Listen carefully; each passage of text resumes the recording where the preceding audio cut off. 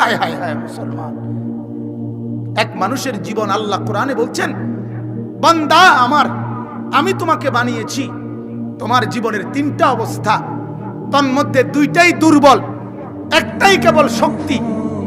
আল্লাহুল্লাযী খালাকাকুম মিন দুআফিন, কোরআনের আয়াত। আল্লাহ বলেন, প্রথম যখন তোমাকে পৃথিবীতে আমি উদ্বোধন করেছি, পাঠিয়েছি, আল্লাহ বলেন সেদিন তুমি ছিলে দুর্বল। কি ছিলা বলেন? আমরা যখন মায়ের পেট থেকে বের হয়েছি তখন আমরা দুর্বল ছিলাম না? হাত তো ছিল, নড়তো না, চোখ ছিল, পাও ছিল, সব কিছু, কিন্তু নড়া চড়া হাঁটাহাঁটি করার সুযোগ ছিল না। কিন্তু আল্লাহ তাআলা বলেন কিছুদিন পরে, সুম্মা জাআলা মিন বাদি দুআফিন কুওয়া, আমি আল্লাহই তোমাদেরকে সেই দুর্বলতা থেকে বানিয়ে দিয়েছি কিছুদিনের মধ্যে কুওয়াত, শক্তি। এবার হাতও নড়ে, পাও নড়ে, হাঁটতেও পারো, দৌড়তেও পারো, গাইতেও পারো, খাইতেও পারো, চলতেও পারো, উঠতেও পারো, ফিরতেও পারো, সব আমি দিছি কিছুদিনের মধ্যে। আমি আবার এই একই অঙ্গে, একই বডিতে আমি শক্তিগুলো আবার সরাইয়া, সুম্মা জাআলা মিন বাদি কুওয়াতিন দুআফাও ওয়া শাইবা, আবার পুনরায় এই শক্ত সামর্থ্য দেহেতেই আবার আমি বানায় দিছি এই দুর্বল এবং বৃদ্ধ। এই যে এবড়া, ঠিক কিনা বলেন? এই চাচারে জিজ্ঞাসা করেন, গত 30 বছর আগেও আপনি এমনই তো ছিলেন না? কিন্তু গত 30 বছর আগে এরকম টাইমে বুঝে এবড়া জাম্পার ফিন্দুন না বেড় হইতো।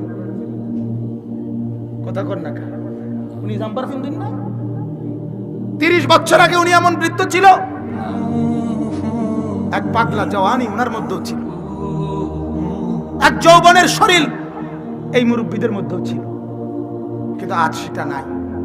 আল্লাহ তাআলা বলে, বান্দা দেখো, তুমি শুরুটাও দুর্বল, শেষটাও দুর্বল, মাঝের যেটুকু সময় কুওয়াত, শক্তি, যে সময় গড়বে তুমি, যে সময় সাজাবে তুমি নিজেকে, যে সময় রাঙ্গাবে তুমি নিজেকে, যে সময় তুমি দুনিয়াও গড়বে, যে সময় তুমি তোমার আখিরাতও গড়বে, যে সময় তুমি তোমার কবরও সাজাবে, যে সময়টা তোমাকে মূল দিছিলাম সেটাই তুমি তুলে দিলা ফেসবুকের হাতে,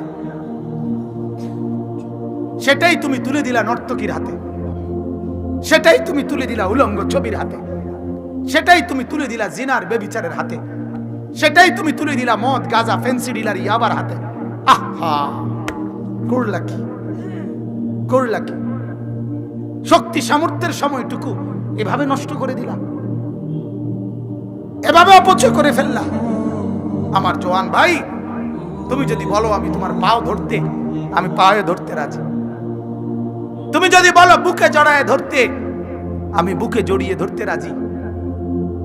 কিন্তু তবুও তুমি বুঝতে শেখো, তু আগার মেরা নিহি বানতা না বান আপনা তো বান, তুমি আমার জন্য কিছু হইও না, দেশ কোনো উপকার করো না, প্রয়োজনে তোমার ক্ষতি করো না, নিজের টুকু তো করো, কমপক্ষে নিজের টুকু তো বুঝো বন্ধু।